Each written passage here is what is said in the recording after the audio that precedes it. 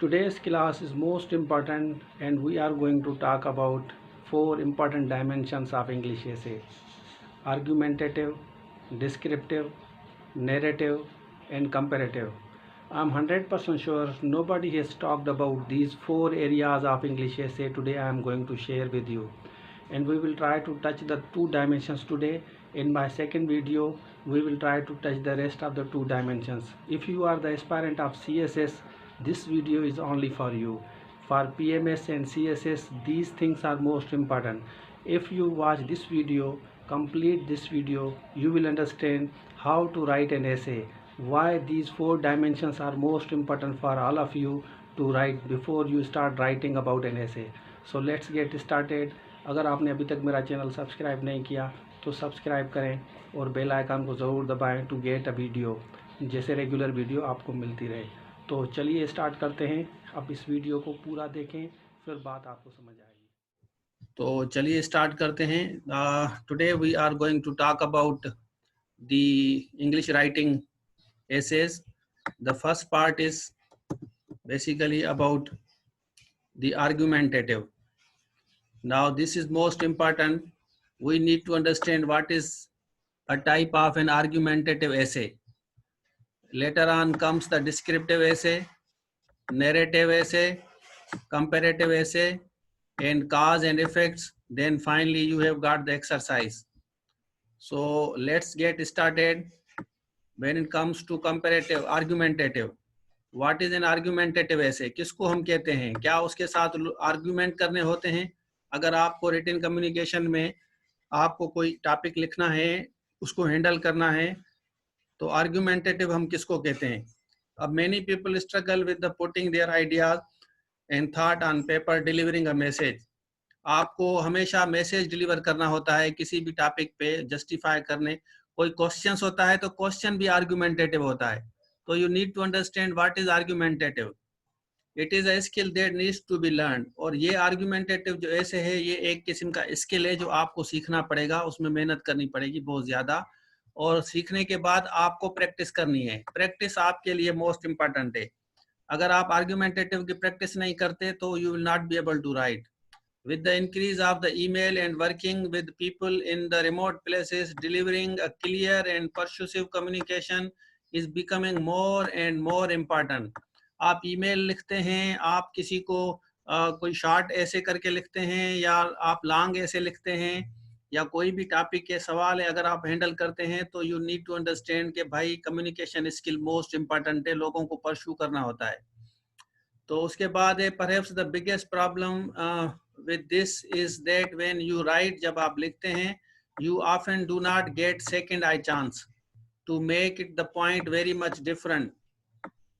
अब आपको एक ही दफ़ा चीज़ लिखनी होती है। CSS के एग्जाम में अगर आपको ऐसे लिखना है तो आप इस तरह नहीं होगा कि आपने एक दफ़ा लिखा, उसको क्रॉस मारा, फिर उसके बाद दोबारा लिख रहे हैं, वो कह रहे हैं अभी ये भी ठीक नहीं है।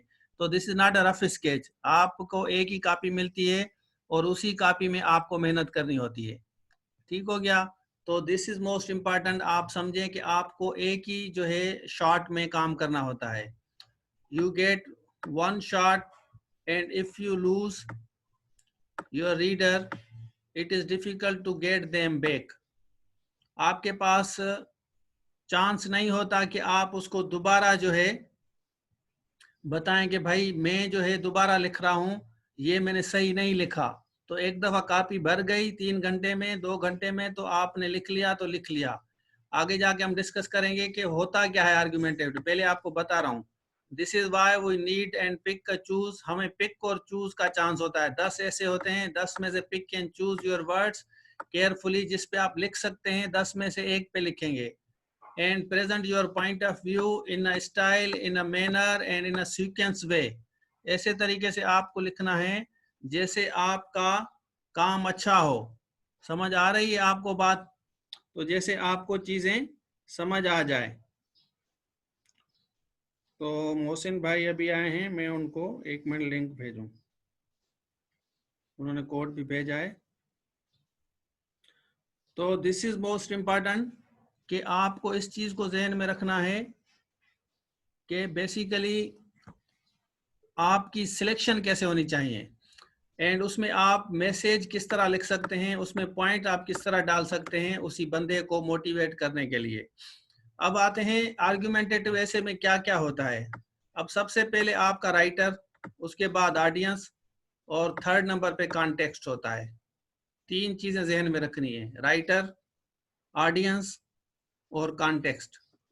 अब the writer whether consciously or subconsciously, the audience wants to know what your motives are for your communication. आप कोई चीज किसी को बताने जा रहे हैं तो आपका मोटिव क्या है। आप किसी भी एक टॉपिक पे अगर लिखते हैं तो व्हाट इज योर मोटिव, तो वो चीज उसमें नजर आएगी। यार आपने अगर ग्लोबल वार्मिंग पे लिखा है, गुर्बत पे लिखा है, इकोनॉमी पे लिखा है, किसी भी एक टॉपिक पे अगर आपने उसको हैंडल किया है तो you need to motivate the person कि भाई मैंने ये जो चीज लिखी है ये इस सेंस में लिखी है। तो आपके पैराग्राफ से, टॉपिक सेंटेंस से पता चले। If you do not make a clear, if you do not make it clear, अगर आप क्लियर नहीं है, why you are presenting information, some people will assume, कुछ लोगों को ऐसे लगेगा, मतलब ऑडियंस को ऐसे लगेगा, उस बंदे को ऐसे लगेगा that you are not being totally candid, और आपको पता ही नहीं है कि बेसिकली ये होगा कैसे। तो आप इस तरह नहीं है कि आपने कॉपी भर दी और फिर चले गए। No, you are suppose to tell the person that you know the topic, और आपको पता है, and that you are hiding something, ऐसे भी ना पता चले कि आप कुछ छुपा रहे हैं, फ्रॉम द ऑडियंस। ऑडियंस माना assessor, and may ask themself, ऐसा ना हो कि वो जो ऑडियंस है वो खुद से पूछे कि यार ये यहाँ पे क्या बताना। ऑडियंस का मतलब है असेसर, तो ऐसे ना हो कि वो खुद से पूछे कि ये यहाँ पे क्या बता। अब देखें कि सपोज कि आपने मुझे इस पेज पे कुछ लिख के भेजा है, तो नाउ आई एम रीडिंग, अगर मैं इसको मैं पढ़ रहा हूँ तो मैं आप खुद से नहीं पूछूंगा कि ये क्या कह रहा है इधर, तो आप मुझे मोटिवेट करें कि आप यहाँ पे क्या कह रहे हैं। तो अब ये चीजें ज़हन में रखनी है। Are you providing the information, are you trying to educate, are you making call for the action, are you attempting or pursued others to change their perspective firmly held belief। जैसे अगर किसी टॉपिक पे पूछा जाता है कि भाई इस पे आपका व्यू क्या है, कोविड-19 पे आजकल टॉपिक आ रहे हैं, तो उसमें आपको आपकी जो इंफॉर्मेशन है, आप लोगों को एजुकेट कर रहे हैं, आप कह रहे हैं कि गवर्नमेंट एक्शन ले। अब इस पे कोविड-19 पे ऐसे जो है उन पे प्राइज भी मिल रहा है, दुनिया में इस पे टॉपिक्स पे प्राइज मिल रहा है। ब्लॉगिंग, अगर आप ब्लॉगिंग करते हैं तो you can earn lot of money, तो ये आपको पता होना चाहिए। या उनका माइंडसेट चेंज करना चाहते हैं कि भाई कोविड-19 से ये नुकसानात होते हैं। Are you presenting the ideas for the problem solving और एनालिसिस, या are you just trying to entertain, या लोगों को एंटरटेन कर रहे हैं, या आपको प्रॉब्लम को सॉल्व करने के लिए बता रहे हैं। कोई भी टॉपिक आपको लिखना है तो ये चीजें आपको जहन में रखनी है आर्गुमेंटेटिव में। आगे चलते हैं। अब the way in which the identity of the writer और the speaker affects the argumentative is known as ethos. The audience wants to know who are they dealing with. Audience को पता होना चाहिए कि आप किससे बेसिकली बात कर रहे हैं।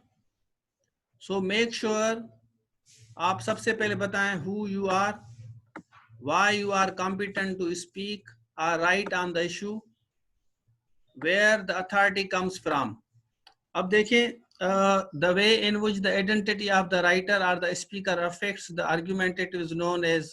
अब जब तक आपकी बात किसी पे असर नहीं डालती तो आप आर्ग्यूमेंट नहीं दे सकते। The audience wants to know who they are dealing with। Audience को भी पता होता है कि आप किससे बात कर रहे हैं। So make sure to clarify, कौन कौन सी चीजें क्लेरिफाई करते हैं।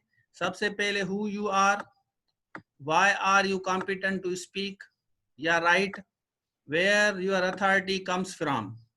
आपने जो चीज डाली है वो आपको उस चीज की अथॉरिटी किस तरीके से है। Your audience will also be trying to figure out what your motives are. और असेसर देखता है कि आपका मोटिव क्या है, व्हाट यू बिलीव या वैल्यू या अज्यूम, ये भी पता होना चाहिए। This information helps them to determine the credibility and decide whether you are being sincere. तो आप ये चीजें जब तक क्लियर ना करेंगे तब तक you will not be able to get the score. अब आते हैं ऑडियंस के बारे में। हम बात करते हैं कि ऑडियंस का मतलब है असेसर हो, कोई इंसान हो, कोई देखने वाला। तो ऑडियंस यहाँ पे मतलब कोई बंदा हो जिसको आप लिख रहे हैं, उसको हम कहते हैं ऑडियंस। ये ब्रॉड टर्म बता रहा हूँ। इस तरह जब आप बोलते हैं तो आप ऑडियंस जहन में रख के बोलते हैं। आप तब तक नहीं बोलते जब तक आपकी नज़र में ऑडियंस ना हो। तो ऑडियंस इज मोस्ट इम्पॉर्टेंट। उसके बाद आते हैं, हम आपको बताते हैं कि भाई the audience when you communicate in writing या verbally, you need to understand your audience. अब देखिए, जब अगर आप CSS का ऐसे लिख रहे हैं, आर्ग्यूमेंटेटिव ऐसे लिख रहे हैं, तो आपको पता होना चाहिए कि उस बंदे की एक्सपर्टीज क्या है, वो कितना एक्सपर्ट है। 70-80 ईयर्स का प्रोफेसर होता है वो असेस, तो यू नीड टू अंडरस्टैंड उसकी साइकोलॉजी से आपको लिखना है। आपकी इंग्लिश आर्ग्यूमेंटेटिव ऐसे कोई भी मैट्रिक इंटर पास नहीं करेगा असेस। तो आपको ऑडियंस का पता होना चाहिए। Knowing who you are speaking to help you avoid using technical term. आप कभी इस्तेमाल नहीं करेंगे when you are speaking to a lay people. कभी भी अगर आप कोई कॉमन लोगों को बात कर बता रहे हैं तो आप टेक्निकल टर्म इस्तेमाल नहीं करेंगे। या dumping down the content if your message is intent for the professionals. अगर आप किसी प्रोफेशनल्स को डील कर रहे हैं तो उस हिसाब से बात करेंगे। अगर आप किसी लेमैन से बात कर रहे हैं तो उस हिसाब से आप आर्ग्यूमेंट देंगे। थिंग्स टू कंसीडर, कौन सी चीजें जहन में रखनी है। Number 1, what your audience are expectation. इसी तरह ऐसे में अगर ग्लोबल वार्मिंग जैसे बताया, पॉवर्टी बताया, कोविड-19 पे लिख रहे हैं, तो आपकी ऑडियंस का आपको पता होना चाहिए कि उसकी आपसे क्या एक्सपेक्टेशन है। तो उसकी एक्सपेक्टेशंस के हिसाब से आपको लिखना है। How will they use the information you provide. अगर आप उसको कोई इंफॉर्मेशन, जैसे CSS में हम ऐसे लिखते हैं, उसमें इस ऐसे पे आपका मैं बताऊं कि पॉलिसी भी बनती है आपके ऐसे से। अगर आपके जो अच्छे ऐसे होते हैं जिसमें अच्छा स्कोर होता है, उस पर पॉलिसी बनाई जाती है स्टेट वहां से ऐसे CSS वाले लोगों से, क्योंकि हम पब्लिक जो है बड़ा पावर है। What the audience is hoping to take away after reading या लिसनिंग। अगर कोई बंदा आपको सुन रहा है तो वो आपसे कौन सी चीज लेके जाएगा। If somebody is listening to what you are saying, you must understand what you are giving to the reader. Suppose if I am reading a newspaper, I must understand that what the message of the writer is.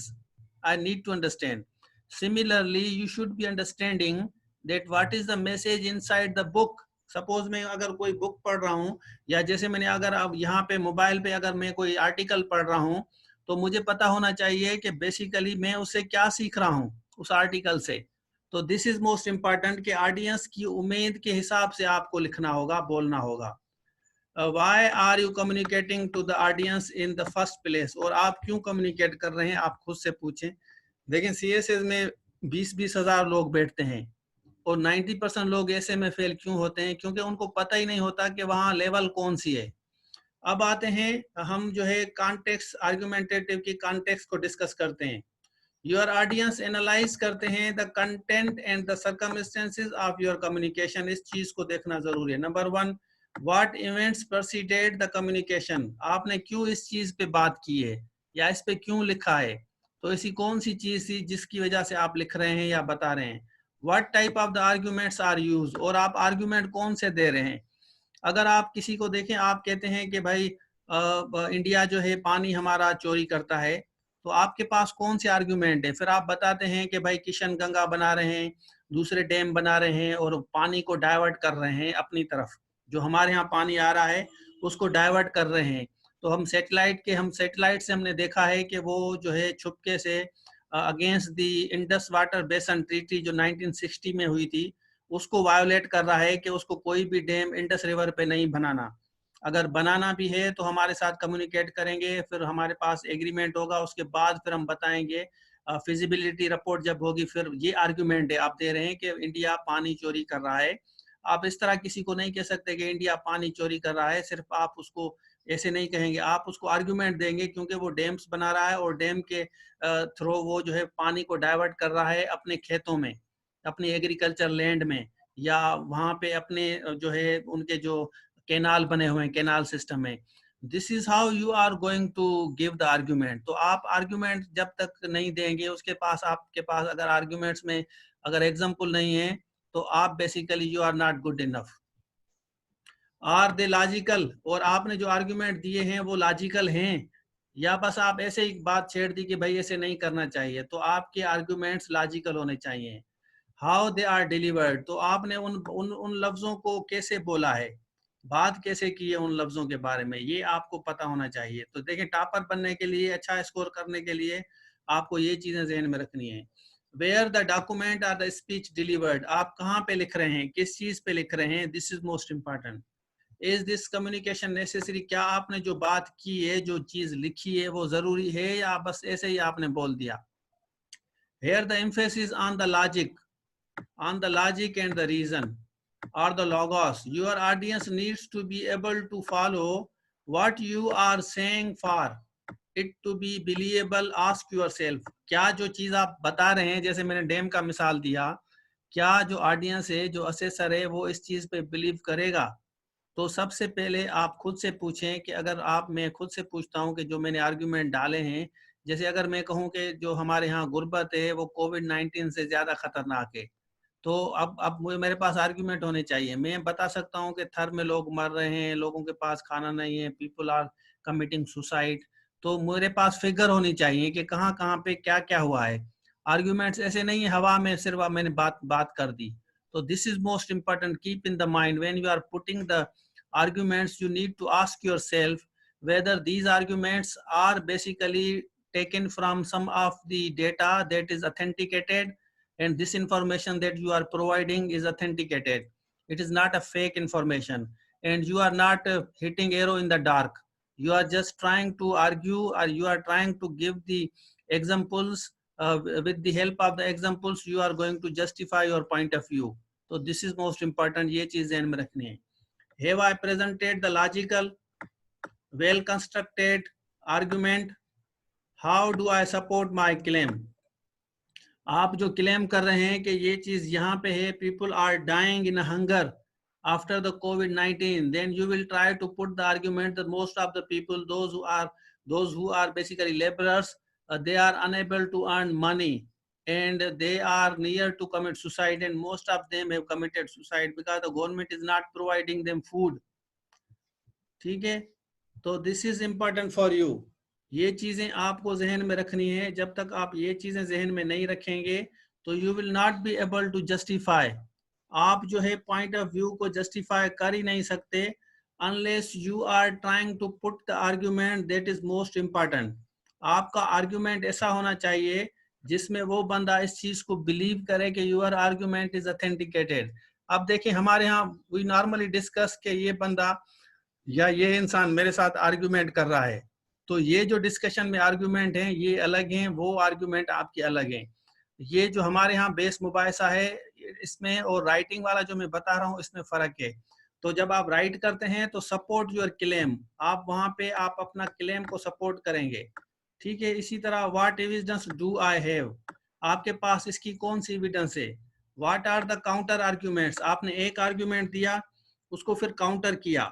आपने अगर कहा कि most of the people are committing suicide in most part of the rural areas because of the poverty in the country, then you should have some of the examples of argument and counter arguments। उसी को फिर आप उसको counter करेंगे।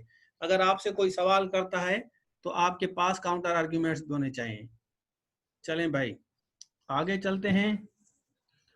Hanif, argumentative discussion, the author uses facts, वो facts करता है, आपके पास फैक्ट्स होने चाहिए।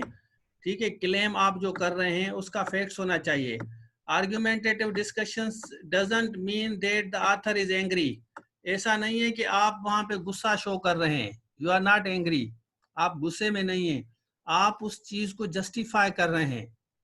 ठीक है, तो जस्टिफाई करना और गुस्सा, these both things are different. To become angry and to argue with somebody else, with somebody else with the help of your examples is something different from the from being very much angry. There is no anger. यहाँ पे कोई anger नहीं है. In an argumentative discussion as defined above, यहाँ हमने ये जो सारी चीजें हमने डिस्कस की हैं, there is no anger. I'm not angry. I'm not showing the anger in my discussion. चलें भाई, तो आगे चलते हैं. अब आपको बताएं कि argumentative purpose of क्या होता है. An argumentative essay follows when two groups discuss about something. जब आप एक चीज को किसी को बता रहे हैं, मतलब अगर आप कोई ऐसे लिख रहे हैं तो हमारे बीच में ये डिस्कशन होगा कि आप मुझे बता रहे हैं कि सर ने कहा है कि गुरबत पे आप लिख के हमें भेजें, तो we are having the discussion. आप राइटिंग में मुझे दे रहे हैं और मैं पढ़ रहा हूँ. फिर अगर मेरे 12 या 15-20 स्टूडेंट्स हैं, उसमें I will try to understand कि कितने स्टूडेंट्स जो हैं बेसिकली इस चीज को समझ रहे हैं. ठीक है, तो अनाउंसमेंट तो करते हैं. आपका फीस वाला जो पूछ रहे थे अपना क्या नाम है, मंसूर भाई, तो आप जो है फीस का जो इशू होता है तो वो आप खुद ही पे कर लिया करें. मतलब आप खुद ही बताया करें कि सर मेरा टाइम पूरा हो गया है तो मैं अब आज भेजना चाहता हूँ या जाती हूँ, कोई भी है, एनीबडी एल्स. तो this is most important for you. ये बजाय कि I am not going to announce, आप यू शुड टेल मी कि sir I started my class on that day, so now it is 1 month is over, now I am going to pay. This is announcement for all of you. अच्छा, तो अभी बहुत कुछ रहता है, काफी चीजें हैं, we will discuss. An argumentative essay is also one of that attempts try to change the readers. आप रीडर्स को चेंज करना चाहते हैं, उसके माइंड को, उसके बाद कन्विंस करते हैं उसको the reader to agree with the point of view that you are writing. अब देखें, जैसे आपको मैं पता हूं कि CSS में 40 पे पास है. If you are getting the 40 score, it means you get through. Fida Hussain Shah is the topper of Pakistan and he also obtained 40 score. When you are getting the 40 score in CSS essay, it means you try to motivate the person who is going to assess your essay. जो आपका ऐसे assess कर रहा है, आपने उसको inspire कर लिया है, आपने उसको मोटिवेट कर लिया है, तो दिस इज इम्पोर्टेंट. ठीक है, उसके बाद ही आर्ग्यूमेंटेटिव एसेस में क्या है, अटेम्प्ट टू बी हाईली परसुसिव और लॉजिकल. आप कोई भी बात करते हैं उसमें लॉजिक होनी चाहिए. आप कोई भी चीज ऐसे नहीं बोलेंगे जो हवा में हो. तो this is important for argumentative essay. When writing an argumentative essay, आप अज्यूम करें that your reader disagree with you, but remember your reader is no less intelligent than you. आप इस तरह डाउट नहीं कर सकते. तो ये जैसे मैंने लिखा है, और ये तो असेसर इस तरह लिख ही नहीं सकता. रीडर माना असेसर, जो रीडर है वो असेसर है. आप ऐसे नहीं कह सकते कि वो तो जाहिल है, मैंने बड़ा जबरदस्त लिखा है, मैं तो कमाल का राइटर हूँ या राइटर हूँ. ठीक है, तो आप कभी भी उसकी एबिलिटी पे डाउट नहीं कर सकते. ठीक है, तो राइट ऑब्जेक्टिवली एंड लॉजिकली. आपको ऑब्जेक्टिवली और लॉजिकली लिखना होता है. जब तक आप ऑब्जेक्टिवली लॉजिकली नहीं लिखते तो you will not be able to get the score. तो इस तरह ये इंपॉर्टेंट है कि आप ये चीज ध्यान में रखें, is no less than intelligent than you. आप रीडर कोई भी पढ़ रहा है, आप उस पर डाउट नहीं कर सकते कि मैं इससे ज्यादा इंटेलिजेंट हूं और मैंने जो लिखा है दुनिया का कोई बंदा नहीं लिख सकता. तो दिस इज वेरी बैड. चलें भाई, अब आते हैं हम डिस्क्रिप्टिव. आर्ग्यूमेंटेटिव आपको पता चल गया. अब हम थोड़ा सा डिस्कस करते हैं व्हाट इज डिस्क्रिप्टिव. अब डिस्क्रिप्टिव ऐसे जो है आर्टिस्टिक राइटिंग होती है. Here the writer has to write in such a way that it forms the picture. आप इस तरह बताएं कि वो तस्वीर बन जाए in the mind of the reader. जो रीड कर रहा है, जो पढ़ रहा है, उसके जहन में तस्वीर बन जाए कि आपने बड़ा जबरदस्त लिखा है. द राइटर में डिस्क्राइब अ पर्सन हो सकता है, डिस्क्रिप्टिव में प्लेस हो सकती है, या किसी ऑब्जेक्ट के बारे में लिख सकते हैं. डिस्क्रिप्टिव में किसी इंसान पे, किसी जगह पे या किसी ऑब्जेक्ट पे आप लिख सकते हैं. 3 चीजों पे लिख सकते हैं. और आप या किसी मेमोरी के बारे में जो आपकी मेमोरी है. The descriptive essay strives to communicate a deeper meaning than the description. आपको डीपली लिखना होता है, चीजों को डीपली टच करना है. It has to be such that the reader experiences himself in the happening of the events. अगर आप किसी इंसान पे लिख रहे हैं तो आप ऐसे लिखें जैसे वो उसके साथ हो रहा है, आपके साथ कोई इशू हुआ है तो आप इस तरह लिखें जैसे वो जो रीडर है उसको लगे कि मेरे साथ हुआ है। डिस्क्रिप्टिव इस तरह होता है, the readers feels personally touched, उसको फील हो कि उसने उस चीज को फील किया है। जैसे आपने स्टोरी राइटिंग आपने देखा होगा, किसी इंसान के बारे में किसी के साथ कोई इशू हो जाए तो आप देखते हैं कि आपको लगता है कि जैसे ये मेरे साथ हुआ है। With the painting of the writers word, ठीक है, हमें ऐसे लगता है कि जैसे उसने चीजें पेंट की हैं। तो ये चीज बड़ी इंपॉर्टेंट है कि अगर आप डिस्क्राइब करते हैं, 3 चीजों को जहन में रखना, पर्सन, प्लेस या कोई ऑब्जेक्ट। अब नीचे बात करते हैं, इसको और एक्सप्लेन करते हैं। There are some criterion for descriptive writing. Writing chronologically, अब क्रोनोलॉजिकली क्या है, जैसे 1947 में पाकिस्तान आजाद हुआ, तो आप यहां से अगर स्टार्ट करते हैं, पाकिस्तान पे लिखते हैं, तारीख पे लिखते हैं, और उसके बाद आप उसके बारे में कायदे-ए-आज़म की अगर सर्विसेज आपको बतानी है तो आप बताएंगे कि कायदे-ए-आज़म की सर्विसेज कब से शुरू हुई। सर सैयद अहमद खान की सर्विसेज, अगर किसी इंसान के बारे में लिखना है कि आपके जैसे इंसान है, तो क्रोनोलॉजिकली कैसे लिखना है, तो वो कब पैदा हुए, कहाँ से तालीम हासिल की, उसके बाद कौन से एजुकेशन इंस्टीट्यूशन सर सैयद ने खोले, उनको क्या क्या तकलीफें हुई और उनको कैसे टारगेट किया, तो ये पर्सन है। इस तरह किसी प्लेस पे लिख रहे हैं, अगर आप बैराज के बारे में लिख रहे हैं तो बैराज कब बनी, किसने बनाई, कितना खर्चा हुआ और आज तक उसको कितने साल हुए हैं, तो दिस इज अ प्लेस। इसी तरह कोई ऑब्जेक्ट है, कोई भी ऑब्जेक्ट आपको नजर आता है, किसी भी ऑब्जेक्ट पे लिखते हैं, सपोज आप सूरज पे लिखते हैं, आप चांद पे लिखते हैं, आप जमीन के बारे में लिखते हैं, किसी भी ऑब्जेक्ट के बारे में अगर आपको डिफाइन करना है, कंप्यूटर के बारे में लिखते हैं, भाई कंप्यूटर, लैपटॉप, मोबाइल कब इजाद हुआ, तो आप पर्सन, प्लेस या ऑब्जेक्ट, ये 3 चीजों पे हम लिखते हैं। लेकिन इनको हम क्रोनोलॉजिकली, जो चीज आपको बताई जा रही है क्रोनोलॉजिकली लिखेंगे आप। ऐसा नहीं होगा कि आपने पहले जो है एंड्रॉयड सेट की बात कर रहे हैं, फिर जाके आप वो जो पुराना मोबाइल था उसकी बात कर रहे हैं। नहीं, पहले आप बताएंगे कि पहले मोबाइल होता था इस तरह, उसमें टच स्क्रीन का कॉन्सेप्ट नहीं था और ग्रेजुअली उसमें चेंजेस आई। तो ये चीजें समझनी है। All events must be coherent, और उन सारे इवेंट्स को सीरीज में डिस्कस करना है। Using the figure of speech भी आप लगा सकते हैं, वर्ड्स या phrases that are not literal but have the vivid meaning. आप कोई भी वर्ड लिख रहे हैं वो लिटरली नहीं होने चाहिए। जैसे आप कहते हैं कि दाई नेम इज वुमेन, ठीक है, इस तरह अगर आप टू बी या नॉट टू बी, ये लिटररी वर्ड्स हैं, तो इस तरह आपको नहीं लिखना, आपको क्लियर वर्ड लिखना है chronologically. Use the sensory detail, उसमें सेंसरी डिटेल भी डालें। And touching the seeing and the feeling, feel हो के ये हुआ है। Think before you right and with the revision and correction, आप उसमें 3-4 दफा उसको पढ़ें जहां जहां पे, अब जैसे मंसूर भाई पूछ रहे थे कि अगर मेरे से कोई गलती हो जाती है तो मैं क्या करूं, तो उसको आप इरेज करेंगे। इरेज करके किस तरह इरेज करेंगे, आप डायमो ले जाएं, डायमो के साथ आप इरेज करेंगे। अच्छा, टाइप्स ऑफ द डिस्क्रिप्टिव, वैसे मैंने आपको बताया कि डिस्क्रिप्टिव की राइटिंग के टाइप्स कौन कौन से हैं। Writing about a person, writing about an object, writing about the place. 3 चीजों पे आपको डिस्कस करना है, पर्सन, ऑब्जेक्ट और प्लेस। ये 3 चीजें जहन में रखनी है। दोबारा बता रहा हूं, ये 3 चीजों को फोकस करें। These 3 things are very important.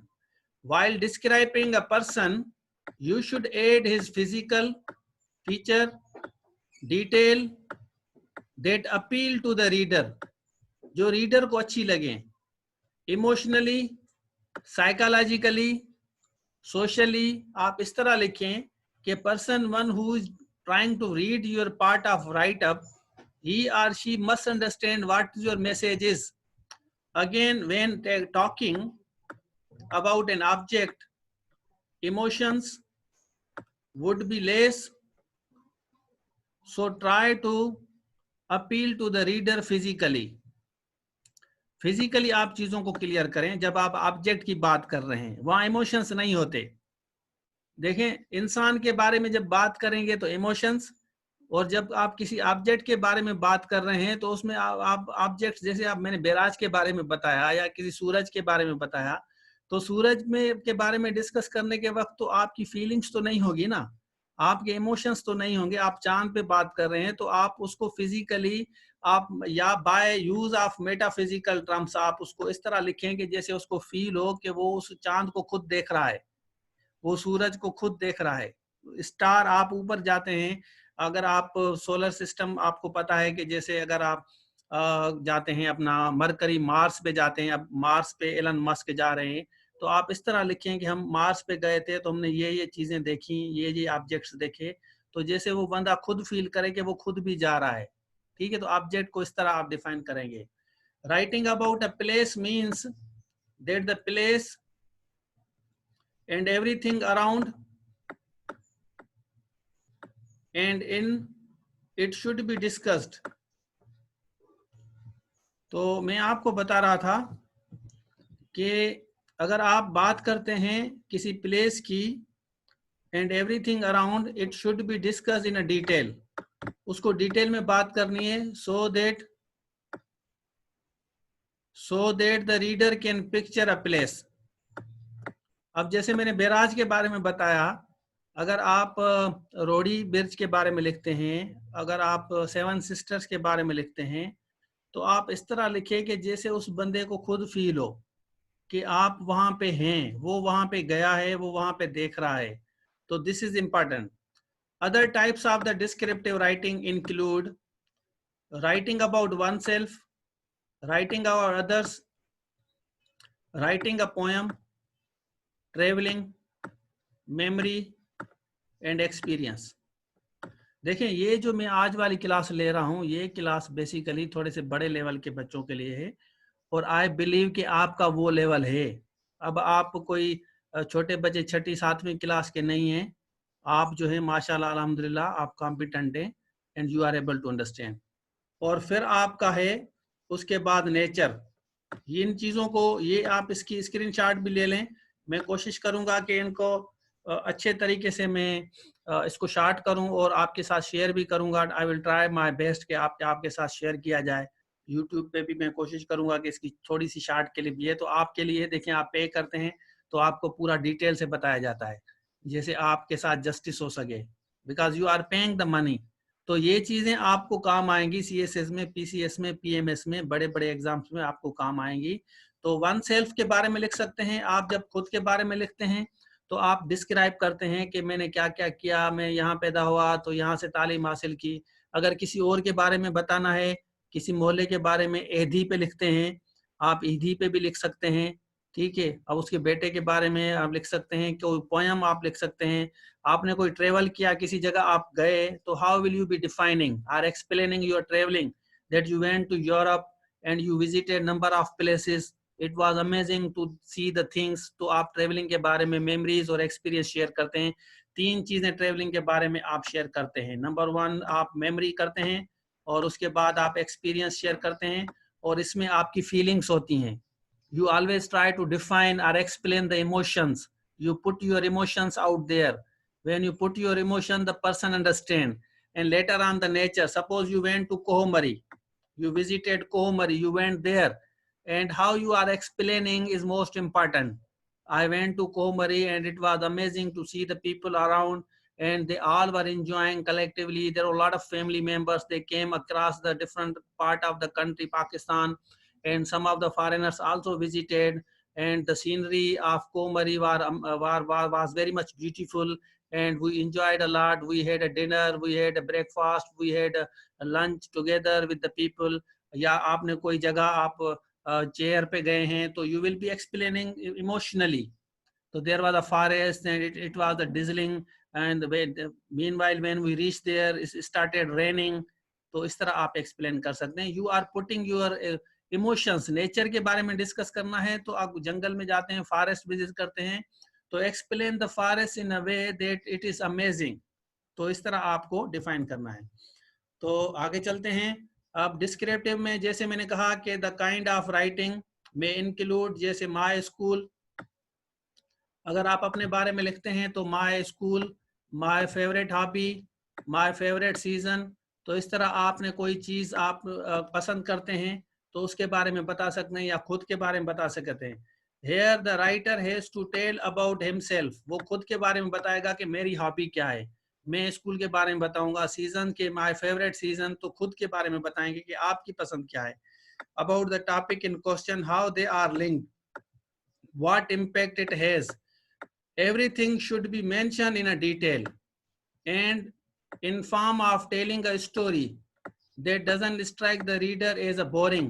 आप इस स्टोरी को इस तरह डिफाइन करें, एक्सप्लेन करें. अगर मैं आप लोगों को एक छोटा सा टॉपिक दूं, my school, my favourite hobby, my favourite season, इन तीनों में से अगर आप लिखते हैं, सपोज कि मैं आपको कहूं कि 100 वर्ड लिखें और आप मुझे भेजें, तो आई विल अंडरस्टैंड कि किन का बड़ा जबरदस्त लिखा है. राइटिंग के बारे में फोकस करना है, स्पेलिंग का फोकस करना है, स्ट्रक्चर का focus, and the idea that you are putting.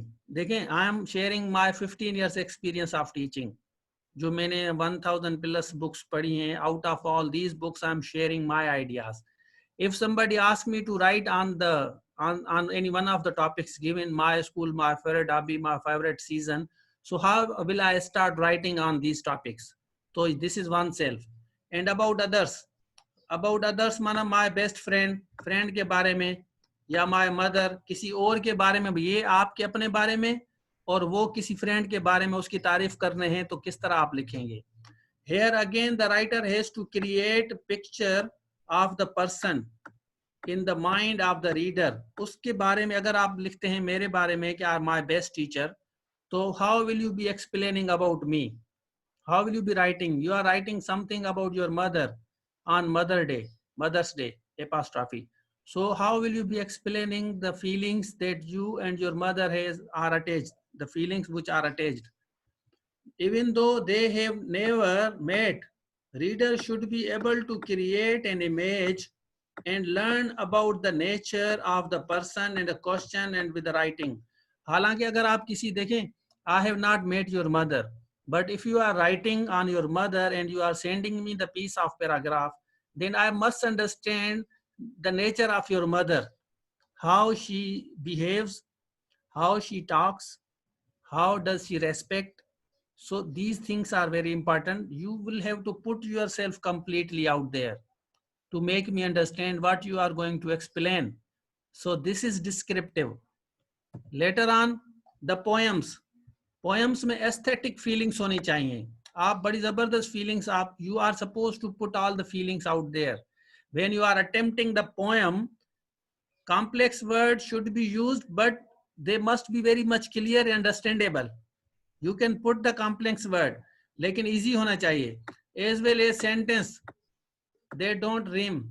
It depends on the poet, but at the end of the day, it leaves an impact in the mind of the reader. Normally, we make the poetry. Many people write the poetry, and they must understand something about their poetry, what they are going to write, and how they are going to explain. In a poetry, the feelings are always there. तो poetry में आप इस तरह लिखें जैसे आप जो है वो आपके साथ हो रहा है. Writing about the travelling, I already told you. Travelling के बारे में, मेमोरी के बारे में, एक्सपीरियंस के बारे में. Here the writer has to recall past event but can use the present form.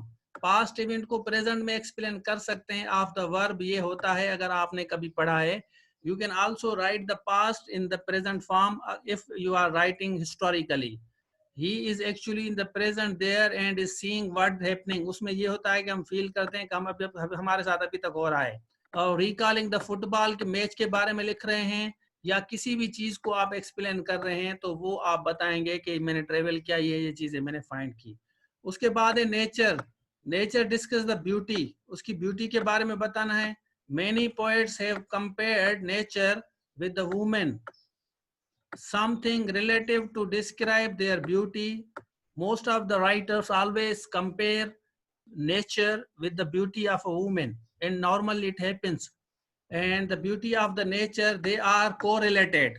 The beauty of the woman and the beauty of the nature, they are correlated. You cannot detect them. They are attached. So when you are writing, so you must be right. Yeah, you like somebody. That leaves a better understanding and adds a personal or emotional touch to the form of the writing. ठीक हो गया? तो यहाँ तक हो गया हमारा. तो मेरे ख्याल में आज के लिए काफ़ी है. अगर आपका कोई क्वेश्चन है, उसके बाद हम जो है नैरेटिव को बात करेंगे, एंड नैरेटिव के बाद कंपैरेटिव होगा. कंपैरेटिव को हम डिस्कस करेंगे. तो ये हमारी जो चीज़ें हैं, ये हमारी चीज़ें इंशाल्लाह कल डिस्कस होंगी. वीडियो आप बंद कर दें, वीडियो बंद रखें.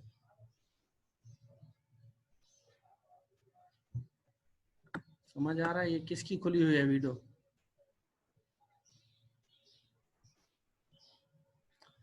चलें भाई, तो ये था आज के लिए. अगर आपका कोई क्वेश्चन है तो you can ask me the question, and later on we will switch off for today and it is end. Thank you for attending. Cause and effect का कल करेंगे. काज एंड इफेक्ट वाला जो होगा वो हम इंशाल्लाह कल करेंगे. कल मंसूर भाई कुछ बोलना चाहते हैं तो मंसूर भाई को सुन लें आप. हेलो जी जी मंसूर भाई. साईं, हिन में मुंहिंजा ॿ सुवाल आहिनि. हाँ हिकिड़ो सुवाल त इहो आहे त हीअ जेके तव्हां फ़िलहाल जेके पढ़ाया आहिनि, जेको आर्ग्यूमेंटिव एसे या डिस्क्रिप्टिव एसे, इन में टेंस कहिड़ो मेंटेन असांखे रखणु घुरिजे? हिकिड़ो सुवाल इहो आहे. ठीकु आहे. सही. ॿियो इहो आहे जो इन्हनि ॿिन्हिनि एसे जा ठही टाइप्स आहिनि. इन्हनि में जेकॾहिं असां रेफरेंस या कोटेशन जी जेका एंट्री आहे उहा जेकॾहिं ॾियूं त कहिड़ी पोज़ीशन ते ऐं कहिड़े तरीक़े सां ॾियूं? सही, ज़बरदस्त. हाणे इन में जेकॾहिं तव्हां कोटेशंस अगरि लिखणु चाहियो था त उन में तव्हां हिकिड़ी ॻाल्हि ज़हन में रखिजो